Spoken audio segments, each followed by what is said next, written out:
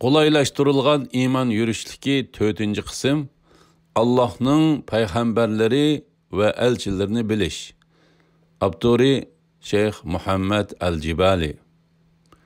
3-cü bab Peygamberlerinin vazifesi. Allah Subhanahu wa Ta'ala peygamberlerini en mühim vazife bilen, yani öz körsətmələrini kişilərə yetkiziş arqılıq ulanı haq yolğa yetekləş üçün əvətken. Tövəndə biz peygamberlərinin bu vazifəni ada qilishdiki en mühim yolları bilen tanışıp çıxımız inşallah. Peygamberlərinin vazifəsinin mühim amilləri. İslahatqa yetekçilik qilish. Peygamberler Allah Subhanahu wa Ta'ala tarafından kişilerge rastçıl ve samimi yetek süptide əvətilgen. Barlıq peygamberlerinin Allah Subhanahu wa Ta'ala'nın rahmet bereketleri ulağı boğay. Oxşaş bir gayesi ve nişanı baydı. Bu bosumu kişilerini azgınlıktan kutuldurup, küfür karanlıklarından iman yoruqığı çıkarıştır. Peygamberler yaxşılık ve islahatqı başlaydıgan rəhbərlərdir. Allah Subhanahu wa Ta'ala şundaq deydi. Tercümesi: Ulanı bizning emrimiz boyunca kişilerini bizning dinimizge yetekleydigan peşivala, yani peygamberler kıldık. Sure Enbiya 73. ayet. Fakat Allah Subhanahu wa Ta'ala gıla ibadet kılışqı çakırış. Peygamberlerin vazifesinin en mühim kısmı kişilerini fakat Allah Subhanahu wa Ta'ala gıla ibadet kılışqı çakırıştır. Allah Subhanahu wa Ta'ala şundaq deydi. Tercümesi: Ey Muhammed sallallahu aleyhi ve sellem, senden ilgiri əvətilgen peygamberlerin hemmesiga menden başka ibadetke layık hiç ma'bud yoktur. Manalı ibadet kılınla deb vahiy kıldık. Sure Enbiya 25. ayet. Allah Subhanahu wa Ta'ala yani şundaq deydi. Tercümesi: Biz hakikaten her bir ümmetke Allah'a ibadet kılınla, tağutun yirak bulunla deb peygamber əvətdik. Sure Nahl 36. ayet. Yaxşılıqqa başlap yamanlıqdan tosuş. Her bir peygamber öz ümmetiga toğru yolunu közütüş üçün nəhayət zor tirişçanlıq göstərken. Peygamberler nimelerinin ular üçün yaxşı ekenligini göstərken ve onu qilishqa buyurgan. Şundaqla ular yana ümmetiga nimenin yaman ekenligini göstərken ve onundan saqlanishqa buyurgan. Abdullah ibn Amr ibn As radiyallahu anhumadan rivayet kılındı ki Resulullah sallallahu aleyhi ve sellem şundaq degan. Tercümesi: Hakikaten ümmetini ular üçün yaxşı ekenligini bilgen narsalarga başlaş ve ular üçün yaman ekenligini bilgen narsalardan agahlandırış menden ilgiriki her bir peygamberning ustidagi haq edi. İmam Müslim, İmam Ahmed ve başkalar toplagan. Hoş bişaret veriş ve azaptın agahlandırış.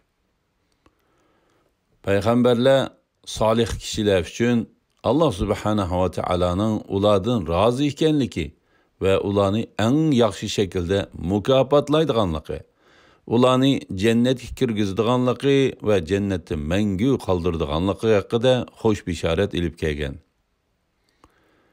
Peygamberler yine Allah Subhanahu wa Ta'ala'ga itaatsizlik qilishdan ve yaman ishlarni qilishdan agahlandırıp, öz ümmetiga yaman ish qilguvchilar dozaqda uchraydigan ig'ir jazo haqida xabar bergan.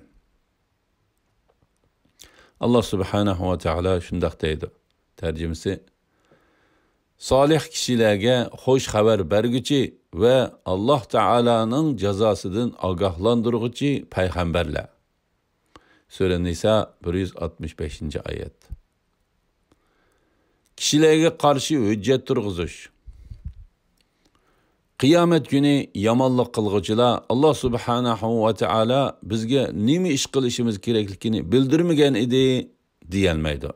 Allah subhanahu va taala ularni, ya'ni azg'unlarni to'g'ri yo'lga yetaklashi uchun nurg'un payg'ambarlarni avatgan. Lekin ular payg'ambarlarga itoat qilmagan.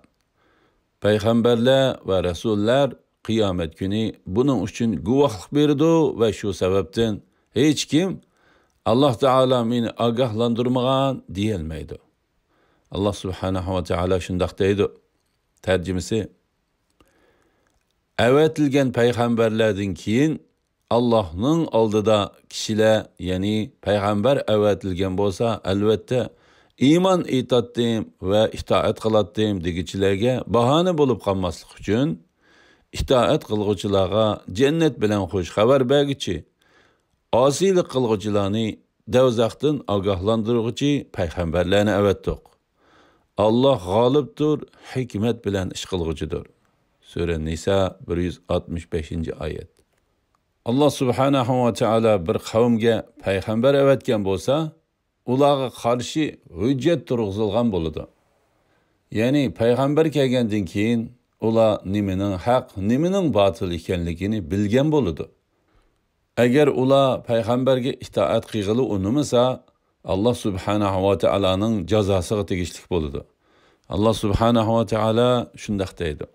Tarjimasi: payg'ambar avatmay turib hech odamni jazolaganimiz yo'q. Sura Isro 15-oyat. İnsaniyetga shariat va adolat ilib kelish. İnsanlar o'z oldiga adolatni barpo qila olmaydi. Ular Allah subhanahu va taoloni rozi qiladigan va barliq insonlarga adil muomala qila oladigan qonun tuzib chiqa olmaydi. Ular bu jihatda Allah subhanahu va taoloning hidoyatiga muhtoj. Halbuki Allah subhanahu va taoloning hidoyati payg'ambarlar orqali avatiladi. Allah subhanahu va taolo shunday deydi. Tarjimasi: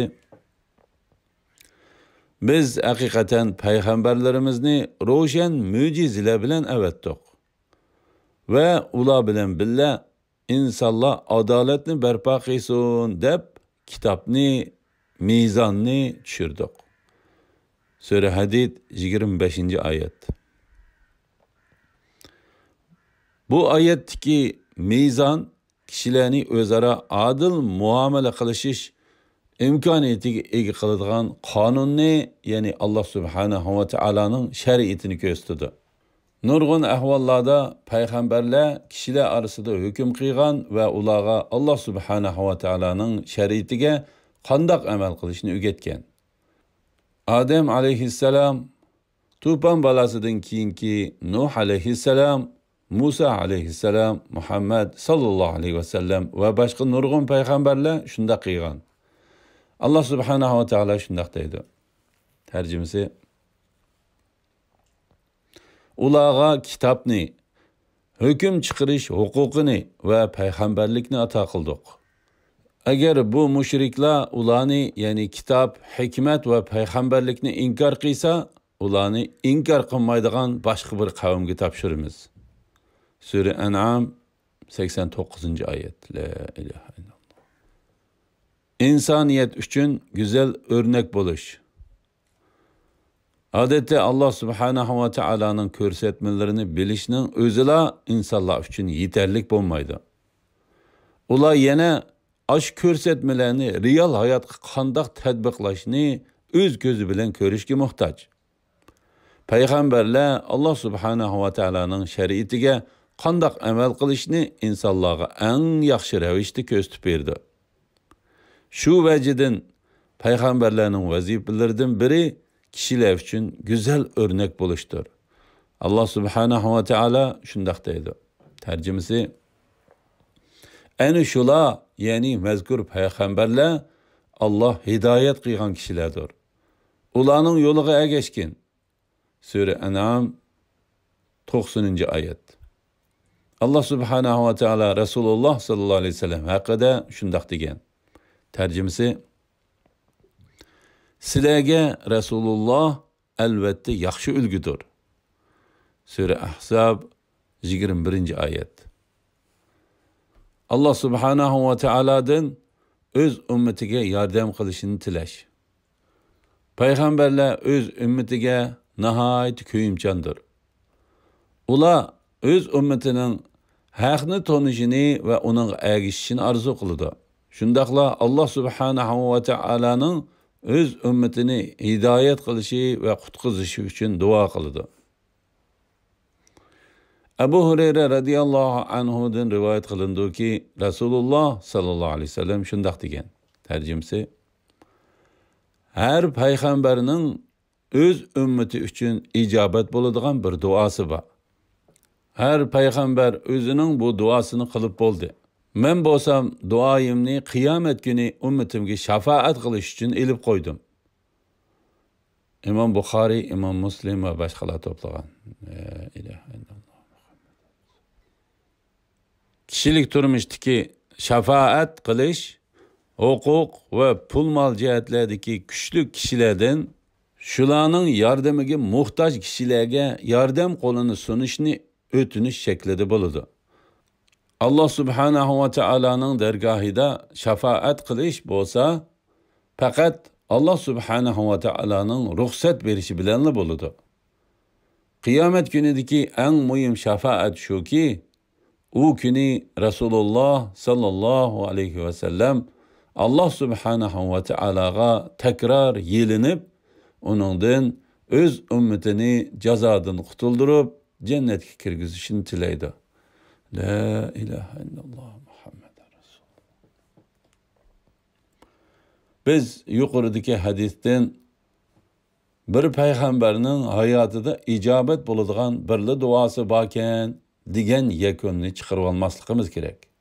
Biz ahvolning bundoq emasligini, shundaqla Alloh subhanahu va taolaning odatdagi musulmonlarning duosini ijobat qilgandanmi bakrak payg'ambarlarning duosini ijobat qiladiganligini bilamiz.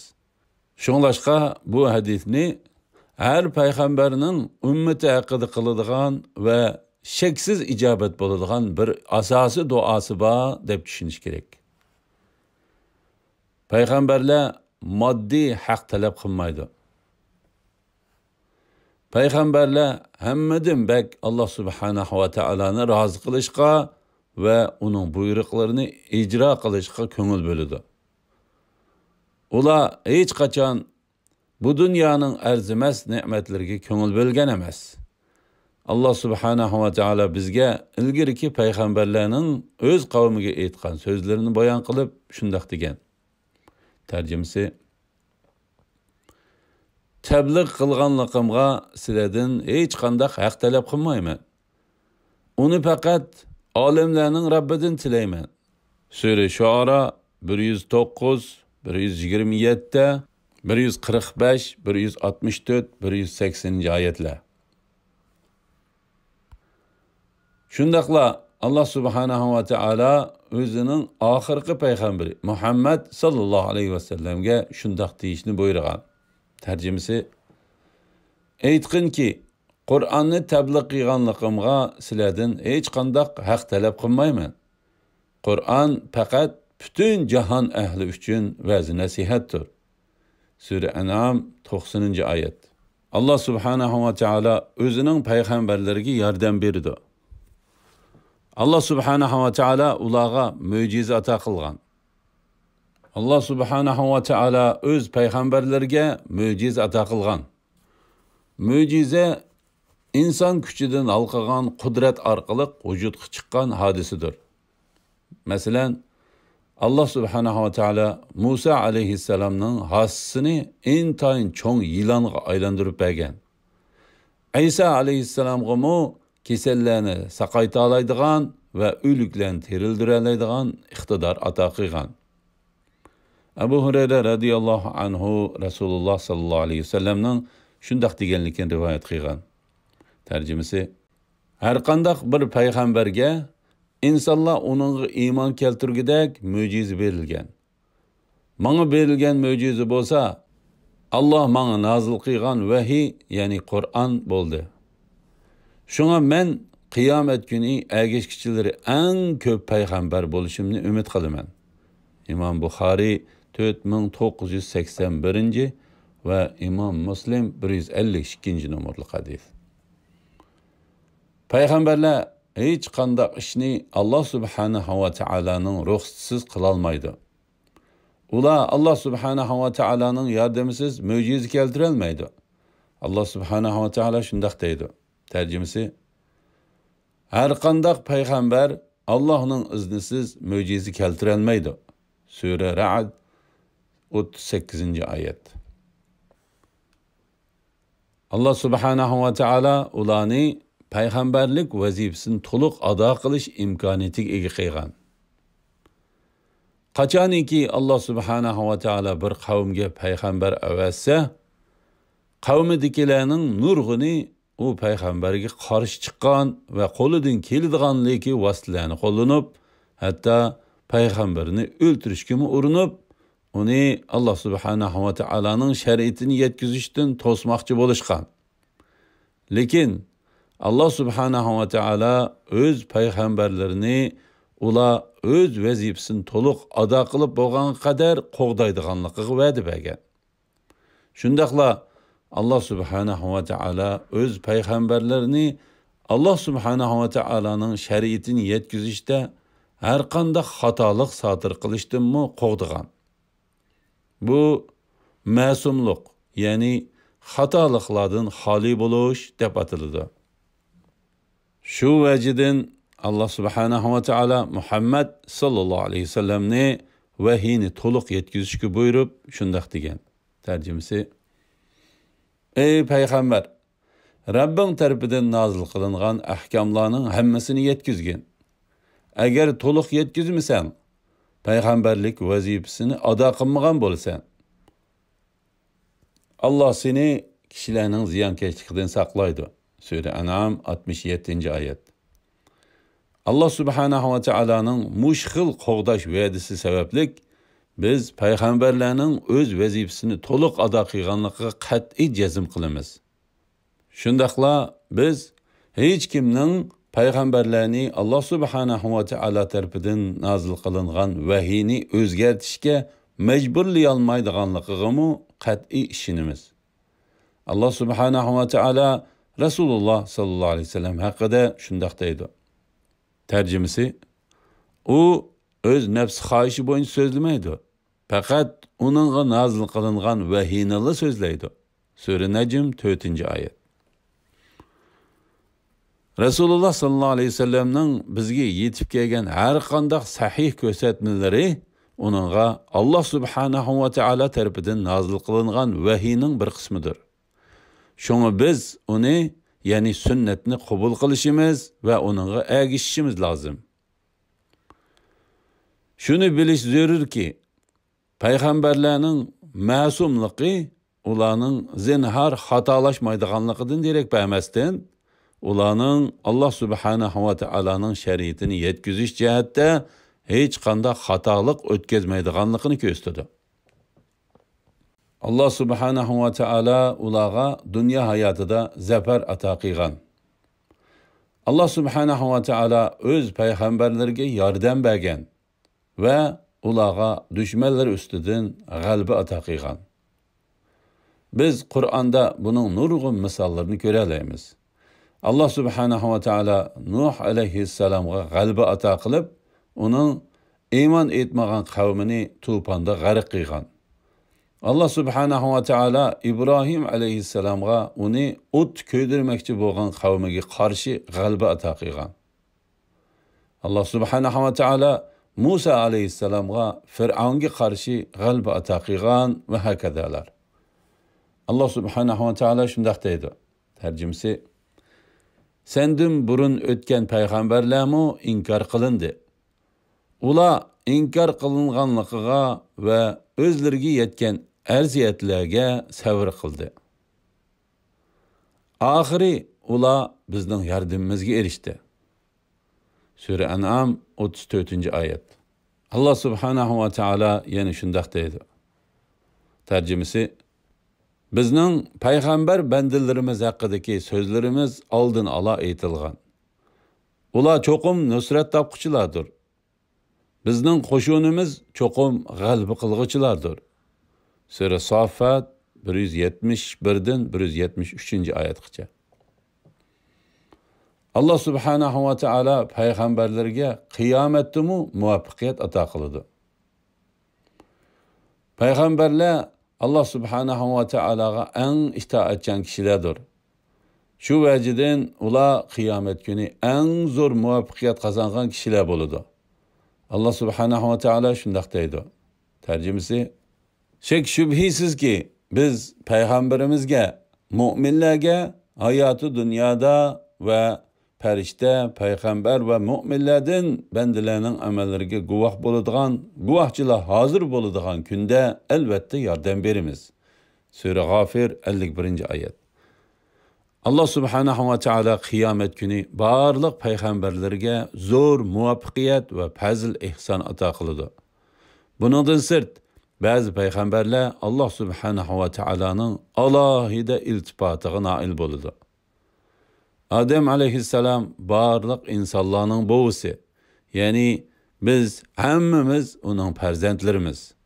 Shu sababdan u qiyomat kuni Allah subhanahu wa ta'ala tarafidan chaqiriladigan tunji kishi bo'ladi. Abu Hurayra radhiyallohu anhu Rasululloh sallallohu alayhi vasallamning shundoq deganligini rivoyat qilgan. Tarjimasi: qiyomat kuni eng avval chaqiriladigan kishi Adem aleyhisselamdir. İmam Buxoriy to'plagan.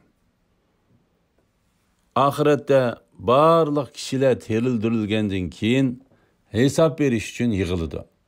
Shu kunda ular tug'ilgan vaqtidagidek yalang'och holatda bo'ladi.